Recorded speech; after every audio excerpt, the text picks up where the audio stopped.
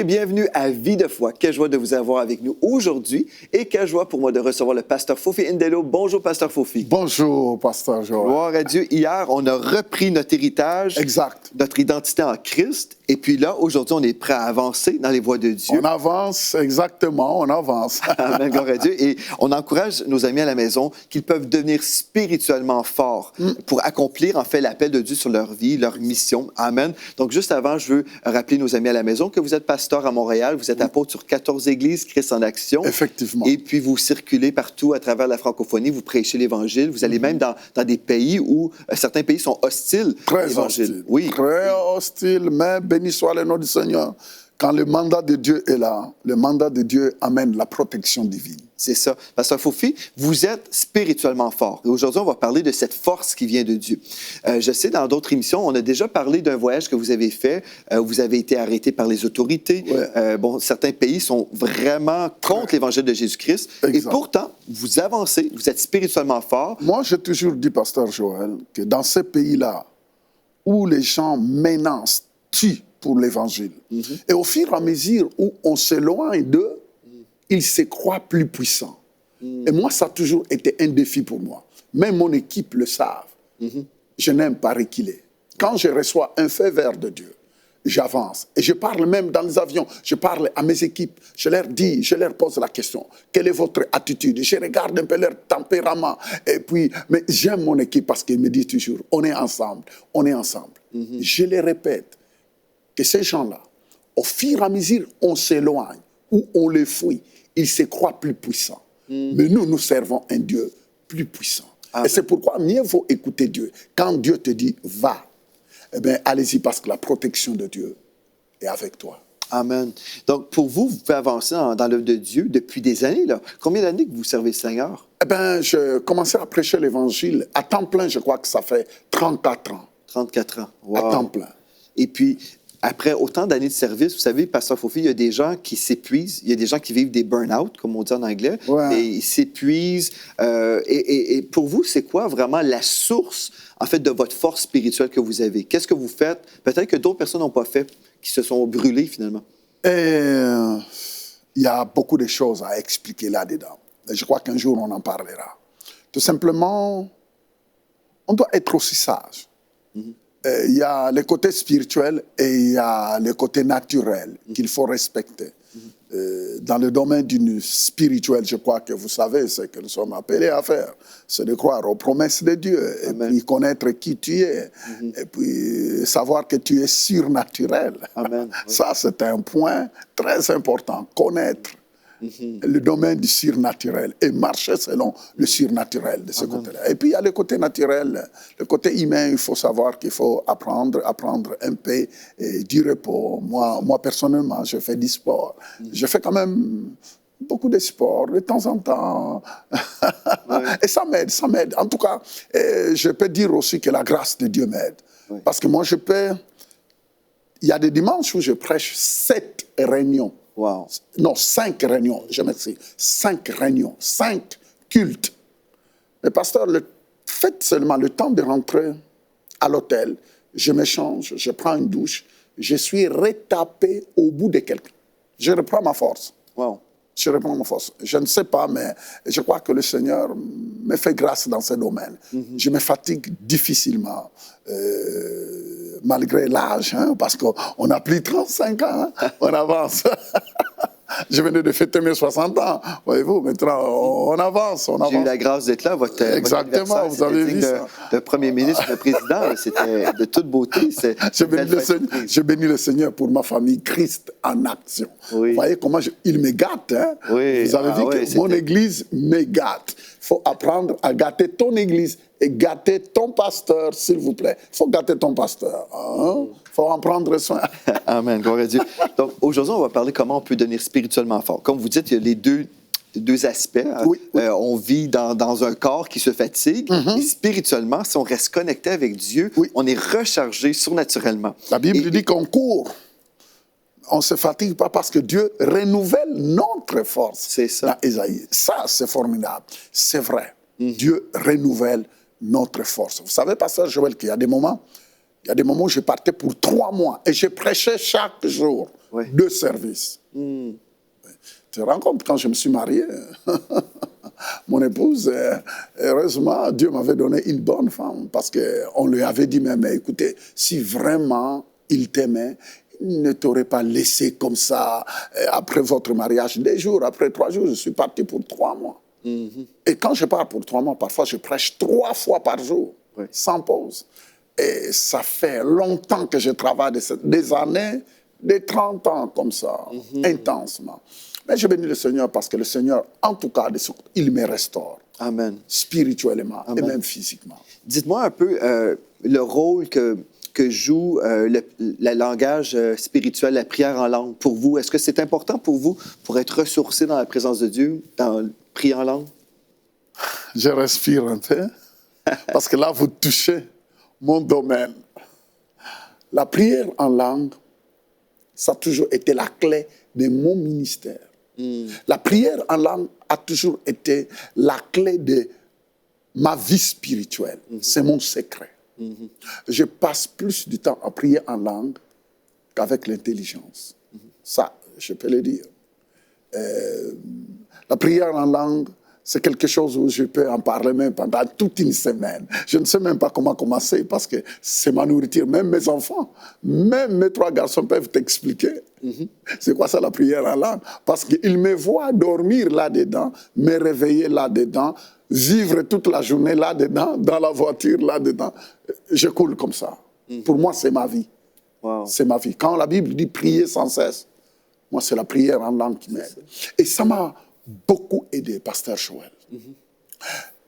Le Seigneur m'a parlé à des périodes où les dangers couraient à quelques millimètres de moi. Le Seigneur m'a parlé au moment où j'allais et le danger m'attendait, pasteur. J'ai des témoignages à couper les souffles. Je ne sais pas. Non, la prière en langue m'a aidé. Que ce soit dans les avions, que ce soit dans des territoires bizarres. Mais je pouvais me lancer dans la prière en langue. Je pouvais m'abandonner dans la prière en langue. Et puis le Seigneur m'expliquait, me montrait les dangers qui étaient là devant moi. Et puis directement le Seigneur... Il y a des moments parfois même de gens qui me recevaient dans des pays, disaient, mais comment tu es aussi dur comme ça? Je dis non. Vous savez que je suis arrivé dans des pays où on m'a dit, on te loge à telle place. Je disais non. Je vais être logé chez telle personne. Je ne connais pas la personne. Et même le pasteur qui m'invite, il dit, mais pasteur, c'est la première fois que tu viens dans notre pays. Nous, on veut te loger à telle place. Et comment toi, tu lui dis, non, je ne vais pas là, logez-moi chez ce monsieur ici. Et parfois, vous savez, à cette époque-là, il y a des périodes où parfois les gens qui te logent et qui t'invitent n'ont pas l'argent pour te mettre dans l'hôtel. Maintenant, il faut accepter le lieu qui te loge. Ouais. Et moi, le Seigneur me disait, non, ne dors pas là. Pasteur, à ma grande surprise, quelques heures après, je pouvais voir les complots qui a été fait contre moi. Wow. Pasteur, je pleurais. Il y a des moments, parfois, je vivais ça, on m'a amené sur l'estrade, je dois commencer à prêcher. Mais quand je pense la scène que je venais de vivre, le diable est méchant. Je peux le dire aux gens. Écoutez, serviteurs de Dieu, le diable est méchant. Il ne fait cadeau à personne. C'est pourquoi il faut être connecté à la personne du Saint-Esprit parce qu'il y a des projets, il y a des plans que l'ennemi prépare pour tenter tout simplement de t'ennuyer et de détruire ton ministère. Et tout cela, ça demande vraiment d'être connecté à la personne du Saint-Esprit et de passer du temps avec la personne du Saint-Esprit parce qu'il peut te préserver de plusieurs choses. Gloire à Dieu, c'est tellement important ce que vous dites parce que si nous sommes spirituellement forts, ce n'est pas parce qu'on a fait quelque chose autre que se connecter à la source de puissance. Exactement. Parce que c'est Dieu notre source en toutes choses. Il est notre source de puissance. Quand nous sommes faibles, c'est alors que nous devenons forts, n'est-ce pas? Comme l'apôtre Paul le dit, quand je réalise que je suis faible, c'est alors que je vais me connecter et que je vais dépendre en fait de Dieu. Et c'est sa puissance qui me porte. Après autant d'années dans le service, vous n'êtes pas à terre ou à l'hôpital, dans l'épuisement, mais vous êtes de jour en jour renouvelé dans cette force qui vient de Dieu, parce que la puissance de Dieu est inépuisable. Le Seigneur est avec vous en tout temps. Amen. Mais pour vivre ce que vous vivez, pasteur Fofi. En fait, dans Josué chapitre 1, au verset 9, nous avons encore un choix devant nous. Je sais que en ce moment, je parle sûrement à certaines personnes qui sont épuisées. Peut-être qu'il y a des gens qui sont découragés. Peut-être que vous avez beaucoup servi. Peut-être que vous avez été trahis dans le service. Nous avons tous vécu des choses difficiles. Exact. Mais Dieu nous dit quelque chose dans Josué chapitre 1, verset 9. Ne t'ai-je pas donné cet ordre? Fortifie-toi et prends courage. Ne t'effraie point et ne t'épouvante point, car l'Éternel, ton Dieu, est avec toi dans tout ce que tu entreprendras. Exact. Car l'Éternel, ton Dieu, est avec toi. Amen. Vous savez, toi et Dieu, vous êtes la majorité. Amen. Je répète, toi et Dieu, vous êtes la majorité. La Bible dit, si Dieu est pour nous. Vous savez, pasteur Joël, ce que je crains, c'est que ça devient comme des slogans, mais sans comprendre la puissance, c'est ça. La profondeur. En fait, Dieu n'a besoin de flatter personne. Le Seigneur ne flatte personne. Quand il te dit, fortifie-toi et prends courage. Il dit, nous devons faire notre part et Dieu fait sa part. Et quand tu dis que je serai avec toi, exactement, il ne flatte personne, il ne te flatte pas. Que ce soit les hommes de Dieu qui nous suivent, les femmes de Dieu qui nous suivent, des enfants de Dieu qui nous suivent. Quand le Seigneur te promet d'être avec toi, alors louez le Seigneur. Et j'ai toujours ajouté, quand tu es conscient que le Seigneur est avec toi, et quand la promesse de Dieu te dit que je serai avec toi, sois conscient de sa présence. Amen. C'est un des secrets qui m'a aidé à vivre la démonstration de la puissance de Dieu dans tous les pays du monde. C'est d'être conscient de la présence de Dieu avec toi, même dans ma protection. Parce que j'étais dans une autre île où on m'a menacé, je prêchais l'évangile, et une femme qui était venue dans cette foule-là a accepté Jésus comme Seigneur et Sauveur. Elle retourne chez elle, elle était la troisième femme d'un des deuxièmes personnalités de l'île. Elle était la troisième femme. Maintenant, la fille arrive chez elle, elle explique au monsieur qu'elle ne peut plus continuer avec lui dans cette relation en tant que troisième femme. Le monsieur se met en colère, il a dit, je dois aller voir ce prédicateur-là qui vient du Canada, qui t'a expliqué ça. Mon ami, pasteur, j'ai été menacé. Vous voyez un peu, je suis sur l'estrade. La foule, quand je dis la foule est devant moi. Et l'homme était tellement influent dans l'île, même le policier ne pouvait pas l'arrêter. Regardez, pasteur, je suis en train de prêcher, je ne sais pas comment, ils l'ont laissé passer, monter sur l'estrade, derrière moi, je ne voyais pas, Dieu m'est témoin. Pasteur, je suis en train de regarder la foule, et la foule était estomaquée. Quelque chose me dit, retourne en arrière. Pasteur, j'ai eu seulement le temps de tourner mon cou et de faire ça, parce que sa main venait tout droit pour me saisir sur le cou. Wow. Parce que ça s'est passé devant tout le monde. J'ai demandé au monsieur de me laisser finir. Je ne le connaissais pas, il ne me connaissait pas. Je lui ai dit, tu me laisses finir et attends-moi dehors. La suite, c'est toute une histoire, pasteur. La fille a été menacée de mort.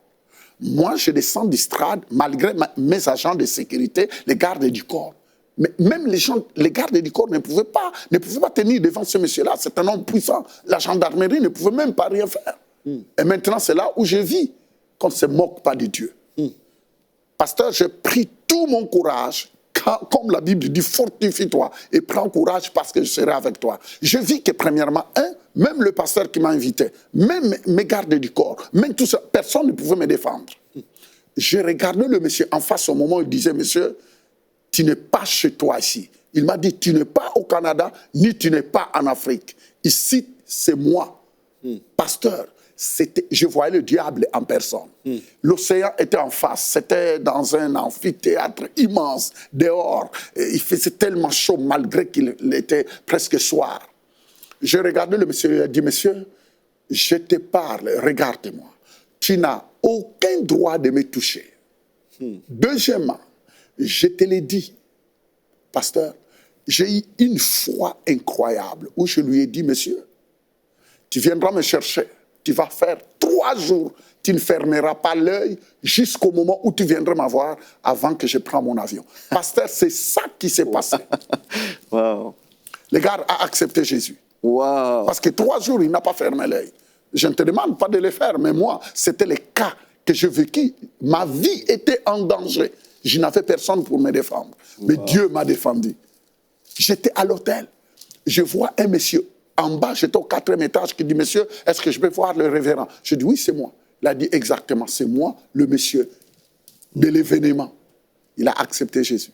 Gloire à Dieu, ça c'est tout un témoignage merveilleux. Oh, pasteur, c'est puissant. Quand je pense à ça, ça fait des années, mais jusqu'à présent, je peux voir la scène.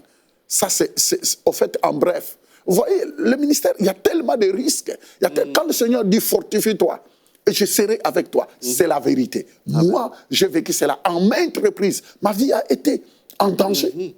C'est ça. Des dangers palpables où je voyais qu'ici, il n'y a personne pour me défendre, mais seulement c'est le Seigneur qui va me défendre. Amen. Gloire à Dieu. En fait, ça me fait penser à Luc 10, 19 qui dit, voici, c'est Jésus qui parlait, voici, je vous ai donné le pouvoir de marcher sur les serpents et les scorpions et sur toute la puissance de l'ennemi. Exactement. Et rien ne pourra vous nuire. Exact. Rien ne pourra vous nuire. Quand la Bible dit rien, ça veut dire rien. Mais vous avez premièrement la révélation de votre justice et aussi de l'autorité spirituelle que vous avez, que Dieu vous a donnée. Donc, vous étiez capable de vous tenir devant cette menace, être victorieux et en plus, vous avez gagné une arme à Christ. Mais pasteur, ce qui était là, ce qui était grave, c'est que les policiers étaient là. Mais ils ne pouvaient pas ouvrir une parole. Ils ne pouvaient pas dire un mot. Mais c'est ça qui m'a touché.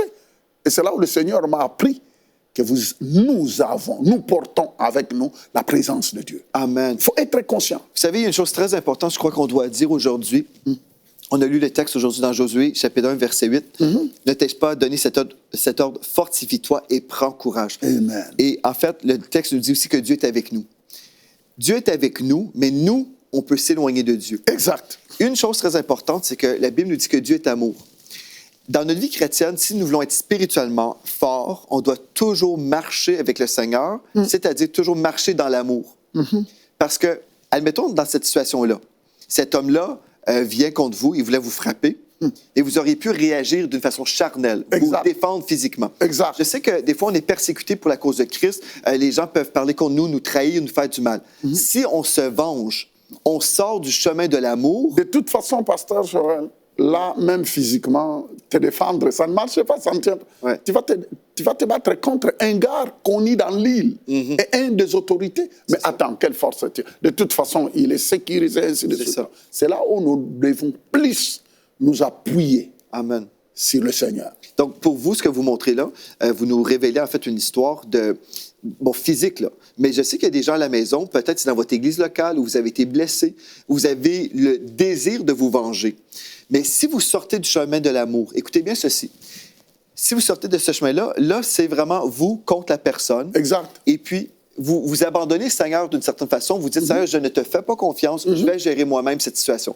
Mais si vous dites, non, Seigneur, moi, je vais marcher avec toi, je vais demeurer dans l'amour. Exact. Parce que ma foi est agissante par l'amour. Donc, je vais marcher avec le Seigneur. Et la Bible nous dit, si Dieu est pour vous, qui sera contre vous? Donc, si quelqu'un vous attaque, comme vous marchez avec Dieu, comme vous marchez dans l'amour, Dieu te défendra. C'est Dieu lui-même qui va venir à votre secours. Exact. Ça, c'est hyper important. Une fois, j'ai parlé avec ma famille, j'ai dit à mon épouse et mes 2 filles, j'ai dit, venez vous asseoir dans le salon. Je voulais avoir une conversation familiale. J'ai dit, on doit marcher dans l'amour, ne pas se défendre, ne pas se justifier. On laisse Dieu nous défendre. Parce que si quelqu'un m'attaque comme je marche avec Dieu dans l'amour, bien, la personne attaque Dieu. C'est pas parce que je me prétends être Dieu, mais si je marche avec Dieu et je refuse d'être charnel, je vais marcher dans l'amour, bien là, si quelqu'un m'attaque comme je marche dans l'amour, bien, ceci veut dire qu'ils attaquent Dieu. Donc, c'est Dieu qui va se défendre. Exactement. Dieu va peut-être débattre. Chaque cas est différent. Maintenant, quand on dit, parce qu'il y a toujours, je sais qu'il y a d'autres personnes qui risquent de l'interpréter en disant non, on a dit que nous devons marcher dans l'amour, même si quelqu'un est en train de te frapper, tu dois lui donner ton coup. Non, faites pas ça. Il ne faut pas interpréter mal. Parce qu'il y a d'autres qui disent non, on nous a dit de marcher dans l'amour. Alors la personne voulait me trouer l'œil, voulait me casser la tête, et puis on m'a dit de marcher dans l'amour, il fallait lui donner. Non, on ne vous dit pas ça. On ne dit pas ça. Mais c'est qu'il y a une façon, chaque chose se présentera à sa manière. Il faut demander vraiment l'aide du Saint-Esprit.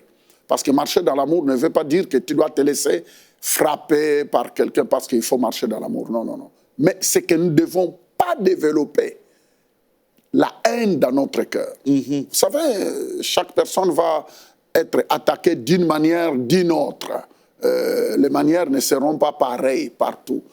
mais c'est qu'il faut marcher dans l'amour. Parce que même moi, quand j'ai vu ce monsieur-là, malgré toutes les menaces, mais moi, ce qui lui a bouleversé, c'est que je souriais. Je souriais toujours, je gardais toujours mon sourire. Et jusqu'à un certain moment, je lui ai touché sur l'épaule. Je lui ai dit, monsieur, qu'est-ce que tu fais?